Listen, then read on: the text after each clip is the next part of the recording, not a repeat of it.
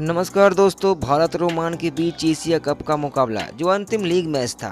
भारत ने ओमान की तो दशा और दशा दोनों ही बदल कर रख दिया था, क्योंकि भारतीय बल्लेबाजों ने ओमान के गेंदबाजों पर ऐसा कहर ढाया कि ओमान के कप्तान और गेंदबाज रोते बिलखते और दया की भीख मांग रहे थे। ओमान के कप्तान के तो पैर तलो जमीन खिसक चुकी थी, क्योंकि उनकी आंखों पर भरोसा नहीं हो रहा था कि भारत की टीम इतनी खतरनाक विस्फोटक कैसे हो सकती है।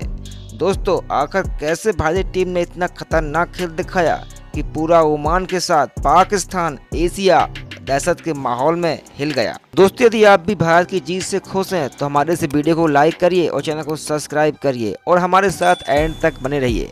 दोस्तों, सिक्का ओमान के कप्तान ने उछाला पर जीता हिंदुस्तान ने। टॉस जीतकर सूर्य कुमार ने बिना किसी हिचकिचाहट के पहले बैटिंग करने का फैसला करती है।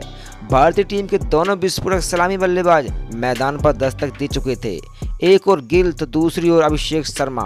ओमान की ओर से गेंदबाजी का आक्रमण का दारोमदार शकील अहमद को सौंपा गया था, क्योंकि उनका यह पहला ओवर काफ़ी अच्छा रहा, क्योंकि सुमन गिल ने चौथी गेंद पर चौका जड़कर भारत का खाता 4 रनों से खोला और खुद गिल ने अपना भी एक सिंगल के साथ 6 रन। तभी तीसरे ओवर लेकर आए शकील अभिषेक शर्मा ने शकील को आड़े हाथ लेते हुए 2 चौके और एक आसमानी छक्का लगाकर ओमान के लिए खतरे की घंटी तो बज चुकी थी। कुल इस ओवर में 16 रन आ चुके थे। रनों की चाल बहुत ही तेजी से उछाल मारकर 3 ओवर में 22 रन और 1 विकेट हो चुका था।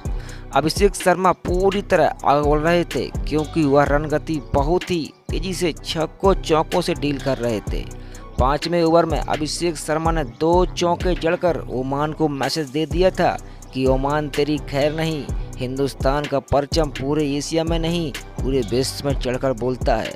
तभी पावर प्ले का अंतिम ओवर लेकर आए जितेन रामानंदी को अभिषेक शर्मा ने रडार में लेते हुए ऑफ स्टंप की गुड लैंड बॉल को उठाकर मारा। बॉल सीधे दर्शक दीर्घा में जाकर पूरे 6 रन के लिए चली जाती है और यहां से पावर प्ले का खत्म हो जाता है खेल और 60 रन पर भारत का 1 विकेट बन चुका होता है। तभी अच्छी बल्लेबाजी कर रहा अभिषेक शर्मा 8वें ओवर की पहली गेंद पर जितेन रामानंदनी ने उनका विकेट कैच कराकर अभिषेक शर्मा की पारी का अंत कर दिया और ओमान को राहत की सांस ली। अभिषेक शर्मा आउट होने से पहले विस्फोटक ताबड़तोड़ 15 गेंदों में 38 रन बनाकर आउट हुए। उनके स्थान पर बल्लेबाजी करने आए हार्दिक पांड्या दुर्भाग्य तरीके से रन आउट हो गए और भारत को चौथा झटका पांड्या के रूप में लगा। अब मैदान पर संजू सैमसन और अक्षर पटेल मौजूद थे। 10 ओवर का खेल खत्म होते होते भारत का स्कोर 100 रन पहुंच चुका था। संजू सैमसन ने इस ओवर में कुल 14 रन बनाए, जिसमें एक गगनचुंबी छक्का लगाकर विस्फोटक अंदाज में बल्लेबाजी कर रहे थे।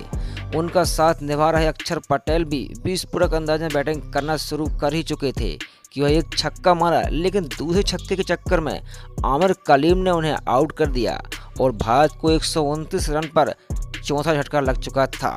लेकिन एक और विकेट गिरते जा रहे थे, लेकिन संजू सैमसन भारत के लिए बेहतरीन संकट मोचन बनकर भारत की पारी को बेहतरीन तरीके से आगे बढ़ा रहे थे।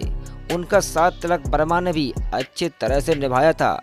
उन्होंने कलीम के 16 ओवर में छक्का मारकर कुल 13 रन बटोरे थे। वहीं 18वें ओवर में संजू सैमसन की बेहतरीन पारी खेलते हुए 41 गेंदों में अपना अर्धशतक पूरा किया, लेकिन वह अगले ही ओवर में फैजल का शिकार हो गए और भारत का स्कोर 171 रन पर 6वां झटका लग चुका था। अगले ही ओवर में तिलक वर्मा भी 176 रन पर आउट हो गए और भारत को 7वां झटका लग चुका था। 19 ओवर चल ही रहा था, तभी भारत के खाते में 3 रन ही जुड़े थे कि अर्शदीप भी रन आउट होकर भारत को 8वां झटका लग चुका था। 20वें ओवर में हर्षित राणा ने तूफानी बल्लेबाजी करते हुए एक छक्का लगाकर भारत को 188 रन तक पहुंचाया और ओमान को 20 ओवर में जीत के लिए 189 रन का विशाल स्कोर खड़ा कर दिया। ओमान की जवाबी कार्रवाई बेहद ही सदी हुई विस्फोटक अंदाज में शुरू होती है। 189 रन का पीछा करते हुए ओमान के कप्तान जतेंद्र सिंह और आमिर कलीम मैदान पर दस्तक दे चुके होते हैं। ओमान के दोनों सलामी बल्लेबाज ने भारत को कड़ी टक्कर देते हुए पहले ओवर से ही प्रहार करना शुरू कर दिया था। हार्दिक पांड्या के पहले ओवर में 8 रन बनाकर भारत को ये मैसेज दे दिया था कि हमें पाकिस्तान या यूएई मत समझना, मारता क्या नहीं करता। ओमान के पहले 6 ओवर में 44 रन पर कोई विकेट नहीं गिरा था। शुरुआत अच्छी थी लेकिन धीमी थी। अब ओमान को जीतने के लिए 84 गेंदों पर 145 रन की जरूरत थी। विकेट उनके हाथ में थे लेकिन रन रेट बहुत ही कम था। यही कारण है कि ओमान के कप्तान धीमी बल्लेबाजी कर रहे थे।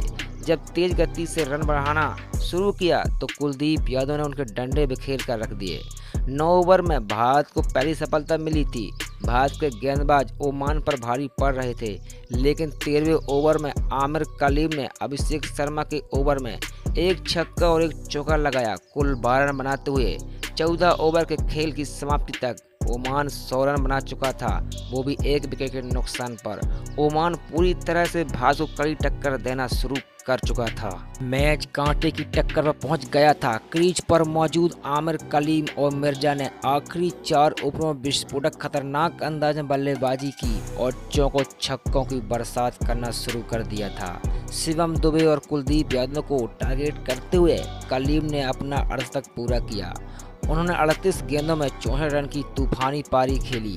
दूसरी ओर हम्माद मिर्जा भी आग उगलना शुरू कर दिए थे। 16वें ओवर में कुलदीप यादव के इस ओवर में 2 छक्कों और एक चौके सहित 16 रन बनाकर ओमान पूरी तरह से भारत को टक्कर दे रहा था।